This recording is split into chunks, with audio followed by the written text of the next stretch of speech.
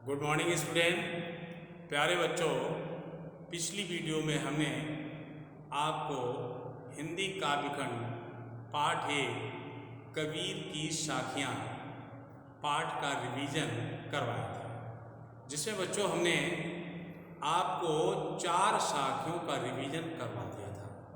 आज बच्चों हम आपको 5वीं, 6ठी और 7वीं साखी का रिवीजन करवाएंगे।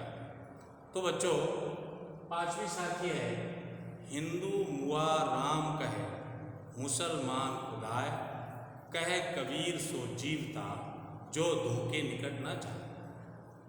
बच्चों, इस साखी में कबीरदास जी कहते हैं कि हिंदू राम का नाम लेकर राम का नाम रटते रटते मर गए, मुसलमान खुदा का नाम लेकर मर गए, लेकिन दोनों धर्मों के लोगों ने ईश्वर के रहस्य को नहीं समझा कि राम और खुदा ईश्वर के ही रूप हैं।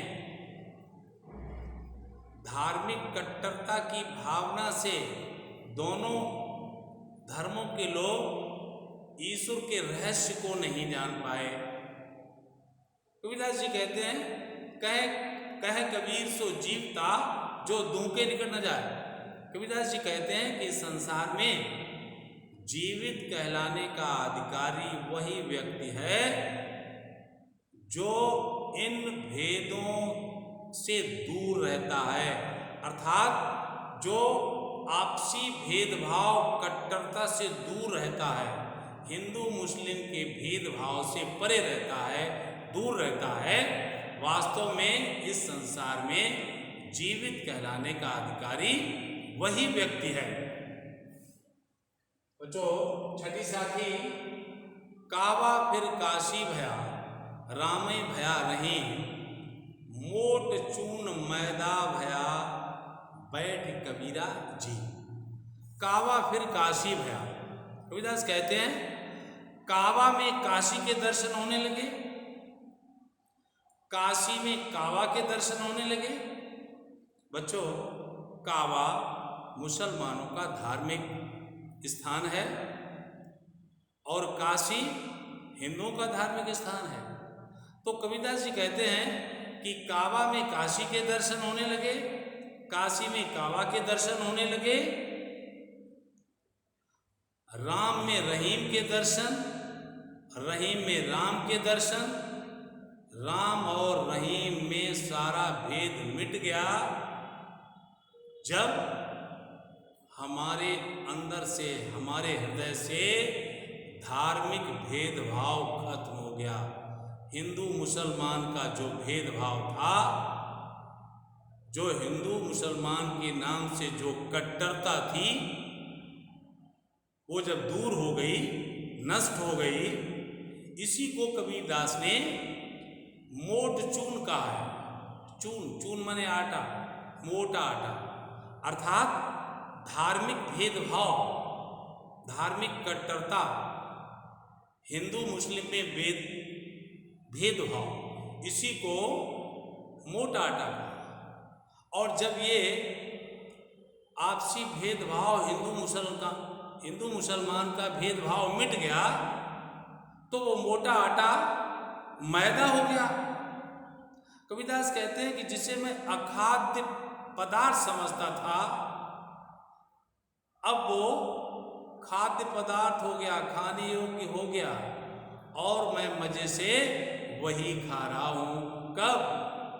जब हमारे मन से धार्मिक कट्टरता हट गई, हिंदू मुसलमान का जो भेदभाव था वो हट गया, तो मोटा आटा मैदा हो गया। और जब मोटा आटा मैदा हो गया, तो कावा में काशी के दर्शन, काशी में कावा के दर्शन, और राम और रहीम में कोई भेदभाव नहीं रहा। तो इस प्रकार से बच्चों, अंतिम साखी देखें, ऊंचे कुल क्या जन्मिया, जे करणी उच्चन होय, सुवर्ण कलश सुरा भरा, साधु निंदा सो। ऊंचे कुल के जन्मे। कबीरदास जी कहते हैं कि उच्च कुल में जन्म लेने से कोई लाभ नहीं यदि कर्म अच्छे नहीं हैं, क्योंकि कबीरदास का मानना था कि मनुष्य जन्म से नहीं कर्म से महान बनता है। सुवर्ण कलश सुरा भरा साधु निंदा सोए। कबीरदास जी कहते हैं कि यदि स्वर्ण के पात्र में, सोने के कलश में सुरा कहते हैं मदिरा को, शराब को, सोने के कलश में शराब भर दी जाए तो सज्जन पुरुष इसकी निंदा करते हैं। बच्चों, संस्कृत में एक श्लोक है, रूप यौवन संपन्ना विशाल कुल संभवा विद्याहीनेन शोभते निर्गंधा एव किंसुका। रूप यौवन से संपन्न उच्च कुल में जन्म लेने पर भी जो विद्या से हीन है वो उसी प्रकार से सभा में सुशोभित नहीं होता है जिस प्रकार से ढाक का फूल किंसुका ढाक के फूल को कहते हैं। और बच्चों, ढाक का फूल लाल होता है, बहुत सुंदर होता है, देखने में बहुत अच्छा लगता है, सुंदर होता है, लेकिन उसमें सुगंध नहीं होती है। तो सुगंध के न होने से वो सुशोभित नहीं होता है, सभा के बीच में शोभा नहीं पाता है। तो बच्चों, इस प्रकार से कबीर की साखियों का रिवीजन कंप्लीट होता है। धन्यवाद।